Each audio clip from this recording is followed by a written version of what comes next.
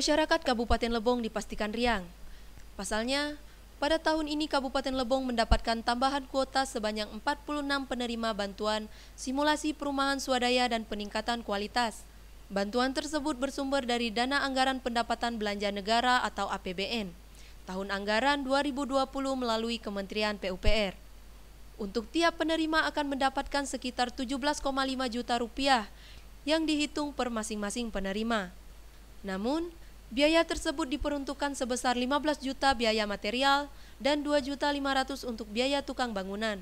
Sementara itu, Dinas Perkim Kabupaten Lebong ke depannya akan mengusulkan penerima sebanyak 300 unit dengan dana sebesar 20 juta per masing-masing. Kalau seandainya yang mengajukan yang berhak itu dari desa, yang bagusnya kepala desa. Sekalian kita koordinasi, konsultasi, komunikasi.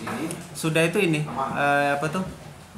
kita tidak mau persulit. Seandainya kepala desa atau berhalangan untuk mengantarkan berkas, silakan stafnya, perangkatnya, dan tidak bisa pun staf sama perangkatnya sudah WA-kan saja, WA-kan saja sama kami, nanti kita cross check ke lapangan, sudah itu kita kirim ke provinsi. Informasinya, kuota tambahan ini berkat kerjasama dari tim BSPSPK Kabupaten Lebong secara keseluruhan, terutama dengan adanya gotong royong swadaya masyarakat penerima program bantuan stimulan perumahan swadaya di Kabupaten Lebong. Dari Tubui, Dimas Kintan, Lebong TV melaporkan.